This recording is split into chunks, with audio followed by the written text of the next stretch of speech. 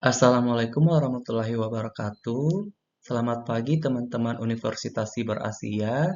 Yang terhormat Bapak Abdurrahman SE MAK selaku dosen Manajemen Keuangan 2. Perkenalkan, nama saya Muhammad Asnur. Izin mempresentasikan tugas ujian akhir semester terkait capital budgeting pada perusahaan. Pengertian capital budgeting. Menurut Rianto, capital budgeting merupakan keseluruhan proses perencanaan dan pengambilan keputusan mengenai pengeluaran dana, di mana jangka waktu pengembalian dana tersebut melebihi waktu 1 tahun. Pada dasarnya, capital budgeting merupakan perencanaan penanaman modal yang akan memberikan keuntungan untuk perusahaan dalam jangka waktu yang cukup lama, yakni melebihi 1 tahun. Dalam analisis capital budgeting, menggambarkan rencana investasi yang akan dilakukan oleh sebuah perusahaan dapat menguntungkan atau tidak bagi perusahaan.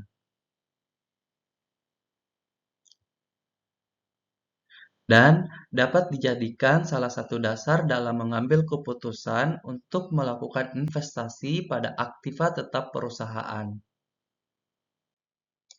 Tujuan dan pentingnya capital budgeting. Tujuan dari capital budgeting adalah menilai kelayakan proyek investasi dan mengoptimalkan penggunaan modal perusahaan. Pentingnya capital budgeting yaitu investasi memiliki jangka waktu pengembalian yang panjang, berpengaruh pada keberlanjutan keuangan perusahaan, dan yang paling penting, kesalahan pengambilan keputusan dapat berdampak jangka panjang. Metode analisis yang digunakan pada capital budgeting.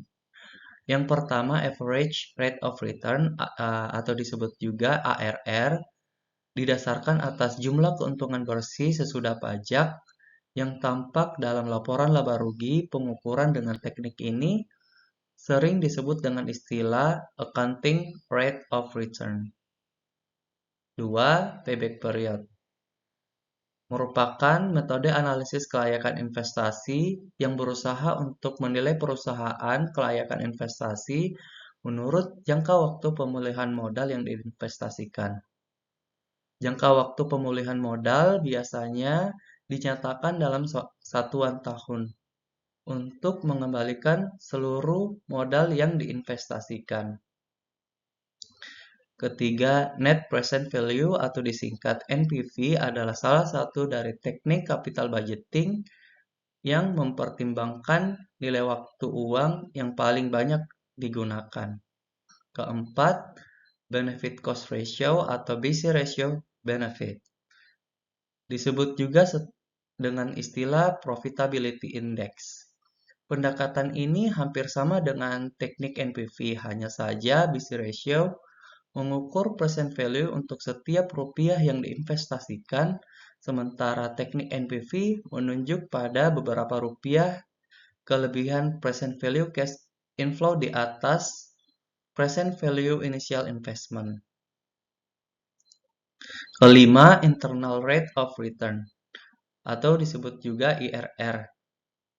IRR ini digunakan dalam menentukan tingkat pengembalian investasi. Arus kas atau cash flow dalam capital budgeting. Semua kegiatan perusahaan melibatkan kas, baik secara langsung maupun tidak langsung, karena kas adalah alat tukar standar. Menurut Arief Sugiono, kas adalah alat pembayaran yang siap digunakan dalam kegiatan perusahaan, dan nilai kas serta setara kas dinilai sebesar nilai nominal.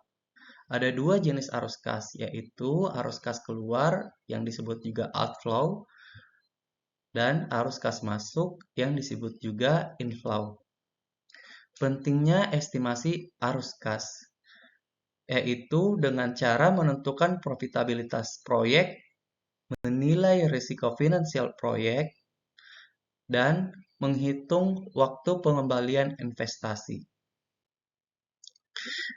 Nah, Implementasi capital budgeting pada perusahaan. Langkah-langkah implementasinya yaitu yang pertama, mengidentifikasi proyek investasi. Kedua, mengumpulkan data arus kas. Ketiga, menggunakan metode analisis kelayakan investasi. Keempat, mengambil keputusan berdasarkan hasil evaluasi. Kelima, memantau dan mengevaluasi kinerja proyek. Kemudian ada pun faktor eksternal yang perlu dipertimbangkan, yaitu perubahan pasar dan regulasi, resiko ekonomi dan sosial, dan dampak lingkungan dari investasi. Kesimpulan, capital budgeting adalah alat penting dalam perencanaan investasi jangka panjang perusahaan. Metode analisis seperti NPV, IRR, payback period, dan lain-lain sangat membantu perusahaan dalam mengambil keputusan yang optimal.